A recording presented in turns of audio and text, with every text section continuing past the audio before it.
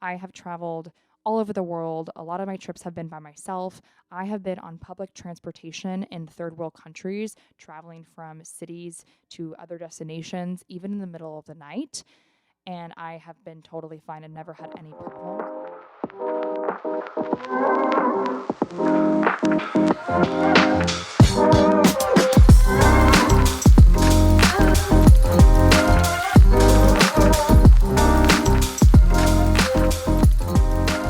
Alrighty, welcome back. I'm your host, Kris Service. This is Third Times Me. Welcome to episode 27.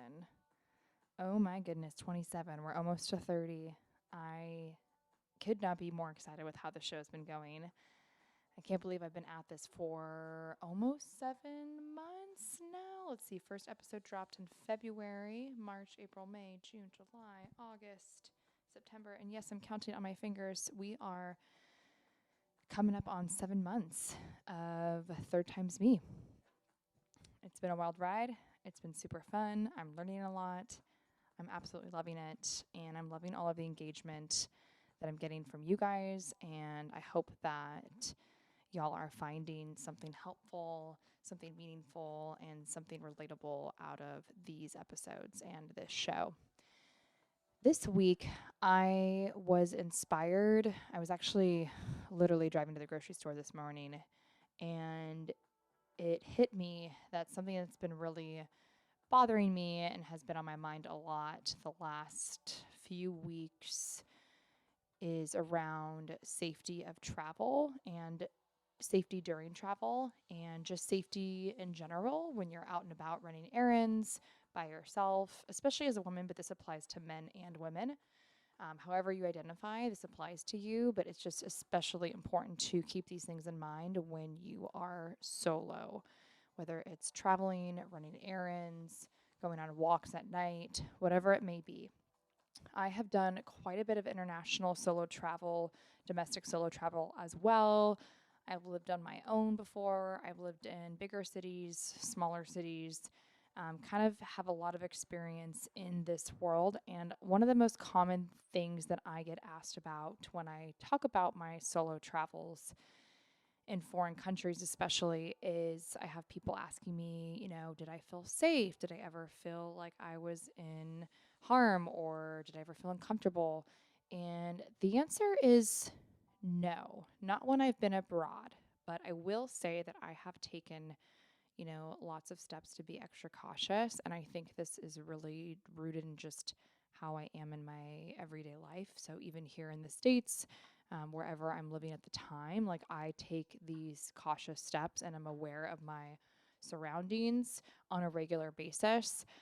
I realize that this is not something that maybe comes natural to a lot of people, depending on maybe where you grew up, what your influences are with your parents.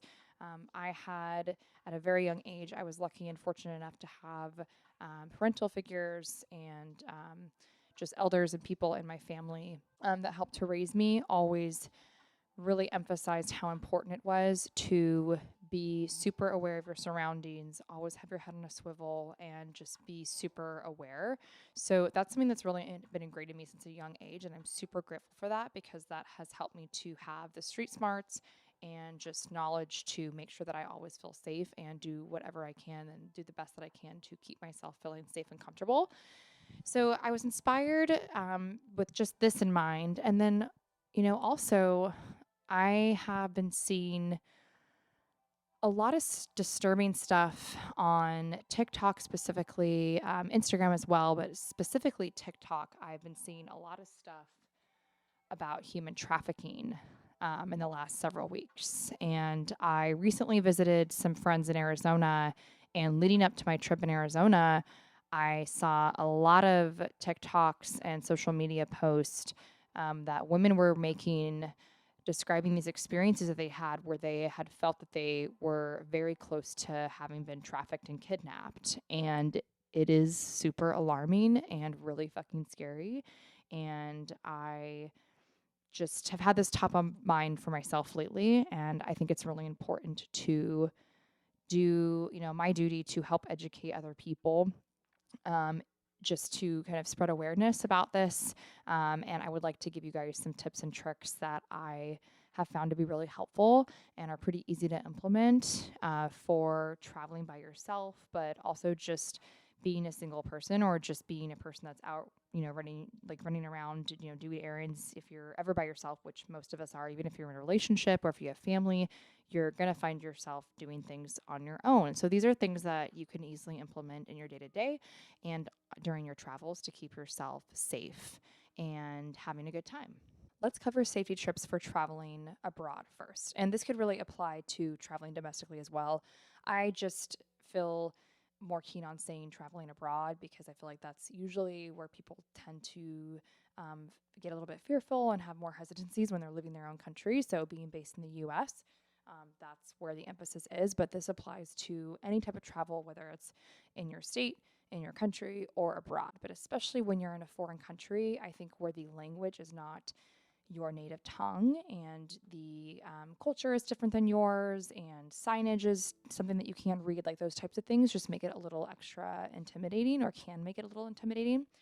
So here's some tips that I have stuck to in all of my years of traveling. I've done travel throughout Mexico, Europe, Asia, the Middle East, and a lot of these trips have been on my own. And I've found that these things are helpful, and I have yet to be in a situation that I've felt unsafe or in danger. So I highly recommend implementing these into your next trip abroad, especially if it's going to be a solo trip. First things first, and this should be a pretty no brainer, but for those folks that don't have a lot of travel experience, I want to remind everyone that researching is key. A lot of people, I think, don't want to spend the time researching their accommodations, and a lot of people will just book the first thing that they find that looks like a good deal and is the level of stars that they want, whatever it may be. But make sure that you cross-check and research and look into the reviews on at the accommodations that you are going to be staying at. So if this is going to be an Airbnb or a VRBO, make sure that this place has reviews and also make sure that there are recent reviews. I've come across lots of places in my travels that maybe have been online and listed for 3 years, but only have like 3 or 4 reviews. And if you go to the date stamp of those reviews, if none of those reviews are within the last year, I don't recommend staying there, especially if you're traveling solo. Stick to places that, number one, have reviews. Number two, have recent reviews. Number three, have good reviews, obviously, right? I highly recommend looking at Google reviews and also checking TripAdvisor. Those are my two favorite spots to cross-check reviews for hotels, for Airbnbs, for hostels, you name it. Also, on the note of hostels, I just want to add a little side note here. If you're traveling on a budget, I highly, highly, highly recommend hostels. I have honestly never felt safer than some of the hostels that I've stayed at over the years. Hostels typically always have amazing, incredible staff, people that care for each other, people that look out. You'll find a lot of other solo travelers that stay at hostels because they're traveling on a budget. You'll make friends better that way. So do not be nervous and scared off by hostels. They can oftentimes be sometimes like the most safe places to stay. Tip number 2, minimize drinking when traveling alone. I personally have a 2-drink max rule for when I'm out eating, dining, drinking alone, traveling by myself. Everyone's limit and your rule for yourself might be different, but for me, 2-drink max for the night. Because within 2 drinks over the course of an evening of having maybe like a drink before dinner and then having a drink with dinner at the end of dinner, that for me is enough to feel like I'm enjoying myself and partaking in the culture and, having a good time. But I will still keep a good, solid awareness of what's going on and will still be sharp in my mind. So, whatever that is for you, determine what that is and stick to it. Tip number 3, share your location with a trusted person. This may be a parent, this may be a partner, this may be a sibling, this may be a best friend. Pick someone that you can share your location with, closely related to that, but different. Tip 4, share your rough actual itinerary with someone. And that can be the same person or maybe a different person, but actually sending an itinerary to someone of the hotel, the Airbnb, location of where you're staying, your airplane, itinerary, the check-in and check-out dates if you're doing a multi-city trip and you're going to be traveling from one city to the next, just giving someone the days that you're going to be in the city, the name of the hotel, or the address of the Airbnb, and then your flight information. It's that easy. You don't need to go into detail in terms of like what you're doing during the day, all of your activities, the sightseeing that you're doing, none of that, but just hotel, check-in, check-out date, and your airplane information.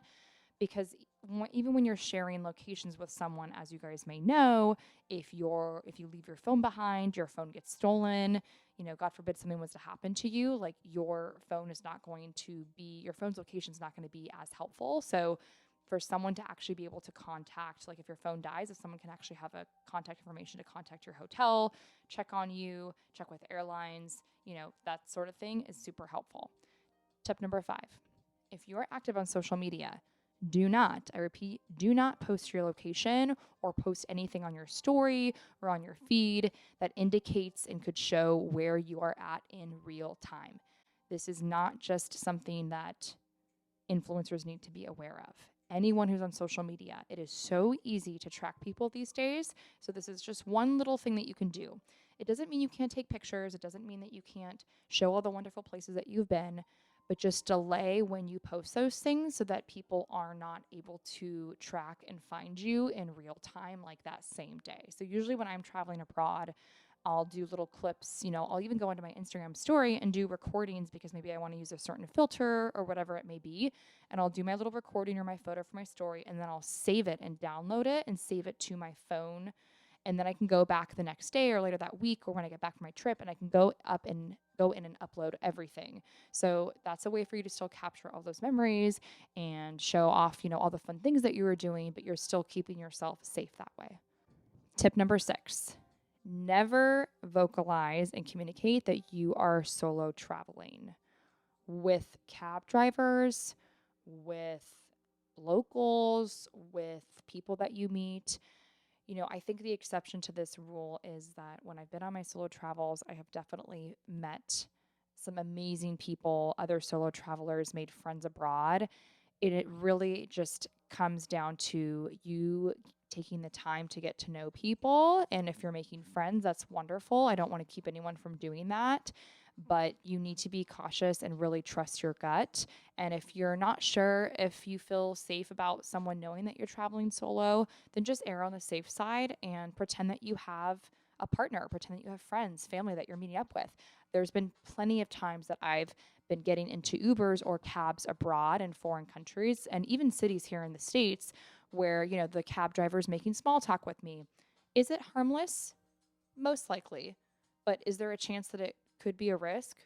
Possibly, yes. So better to err on the safe side. And if folks ask, oh, what are you doing here? Are you visiting someone? Are you meeting someone for dinner? There is no harm in lying. And I highly recommend just putting your acting hat on and pretend like you're meeting someone. I've used the line several times of, oh yeah, my best friends are at the hotel. We're meeting up and going out tonight. Or, oh yeah, my partner's meeting me out here. Thanks so much for the ride. Like whatever it is, lie. Tip 7, on the note of acting, keep that acting hat on while you're out and about wandering around. One of my biggest tips for solo travelers, especially women that are solo travelers, because we are more easily targets, unfortunately, act like you belong there. Sometimes it's hard to blend in like a local, and I know no matter how hard you possibly try, it may just not be possible, but you can act like you belong there and you know where you're going and you've been there before. So one thing that I use as a protection during the daytime, keeping those sunglasses on, it helps to kind of protect yourself and give you that little bit of security blanket. So if you're navigating yourself to maybe a destination, you're going to a museum to tour that day and you're wandering around a city by yourself, having your sunglasses on kind of helps you to distract and create this illusion that you know where you're going. And even if you're looking at your navigation on your phone, I never make it super obvious that I'm a tourist. I always try to be a little bit more discreet. And this doesn't mean that you can't stop and take photos and do all the things that you would do when you're seeing a new city, of course, but don't act overly like a tourist and don't give anyone a reason to believe that you could easily be led in a direction that you shouldn't. Tip number 8, and I would hope that anyone who is of drinking age and is drinking has heard this before. This should be Drinking basics 101. Never take a drink from anyone. Most people will say from anyone other than a bartender. I agree with that, support that, of course, but I would also go a level deeper, especially as a female traveler. But anyone traveling solely, especially, watch your bartender make your drinks. I actually just had an experience recently. I was in Scottsdale visiting my friends. I was staying at a hotel in Scottsdale that had a pool, and my one of my best girlfriends and I were out just kind of day drinking, hanging out by the pool, having a great time. She's Miss Chatty Cathy, as is I, and we made some friends. And there was these two really nice gentlemen that were there on a friends trip, and we got to talking, sharing stories, talking about countries we've been to. Had really great conversation. These gentlemen seemed super nice, very trustworthy. The drinks at the hotel pool, as is they are at every hotel pool, were super duper overpriced, and the gentlemen had mentioned that they had bought some liquor and mixers at the grocery store for their hotel room, and they offered to make my friend and I a drink. And as nice as I thought these gentlemen were, what their plan was to do was to go to their car because we didn't feel comfortable trying to sneak the booze in and like pour drinks at the pool because the folks that worked at the hotel that were working the pool area, the security would likely see us and confiscate the alcohol. So they offered to take our cups, go to their car in the parking lot, and make us up a tequila pineapple juice cocktail. Sounded wonderful, but I straight up told them, I said, you guys seem honestly wonderful and very trustworthy, but I just have a hard rule for myself. I don't take drinks from people that I can't see the drinks being made themselves, or I can't make the drinks myself. So would love to take you up on that offer. So if you are able to bring the alcohol into the pool, put it in your backpack, I would love to make the drink myself if things are sealed. Otherwise, thank you, but no thank you. I will pass. And my final tip for traveling abroad safely, tip number 9, if something feels off, always trust your gut.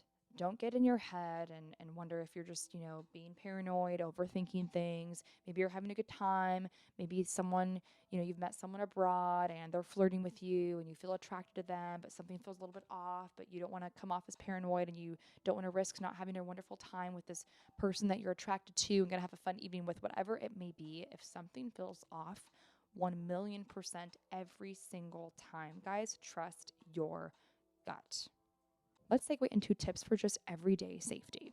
This applies to everyone, any age, any gender, however you identify, wherever you live. It doesn't matter if you're city, small town, whatever it may be, suburbs, I don't care. These are tips that everyone should be applying to their everyday life. And although for maybe some that aren't used to practicing these types of things, it might sound like a lot. Once you start practicing these things every day, it'll become second nature to you. Tip number 1. This may be my number 1 tip of all of the ones that I'm about to give you guys. And I feel like I see this every single day, several times a day, just interacting in the world with other people, driving, walking, biking, and seeing other people break this rule. And it just makes me cringe and makes me so nervous because it's just should be a law, in my opinion.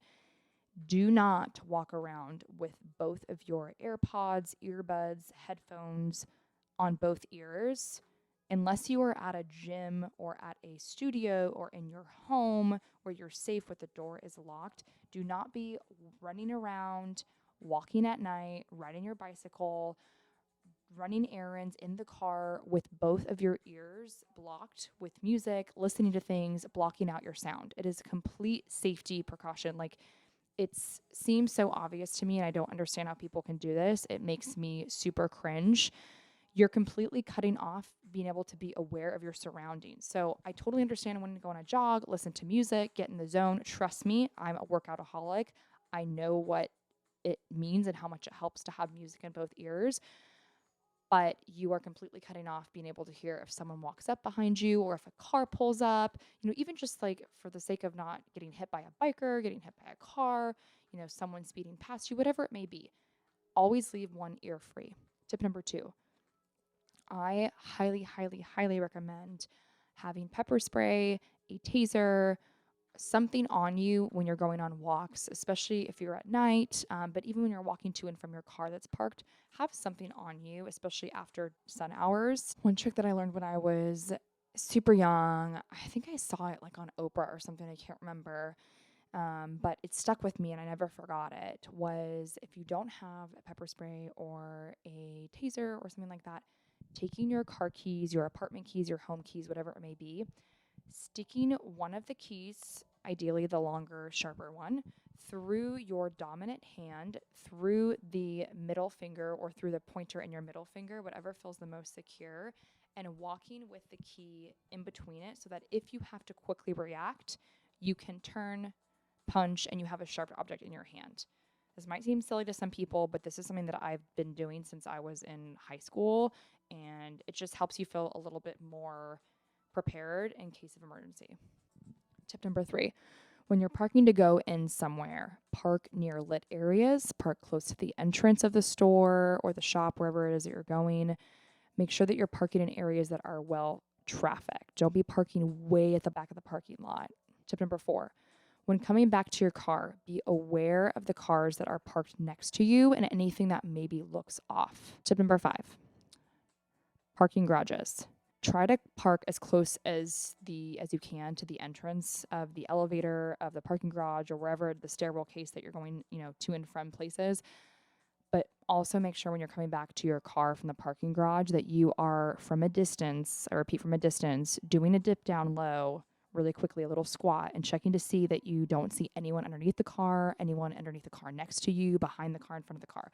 Whenever I'm coming back from the gym, or if I'm in a shopping mall, or if I'm in downtown Portland, going to Nordstrom's or something that has like an underground parking garage or a multi-level parking garage, I always do a quick little walk around to make sure I can catch all angles with my eyes and underneath and above and the cars next to me to make sure that I'm aware of what's going on and that nothing sketch can happen.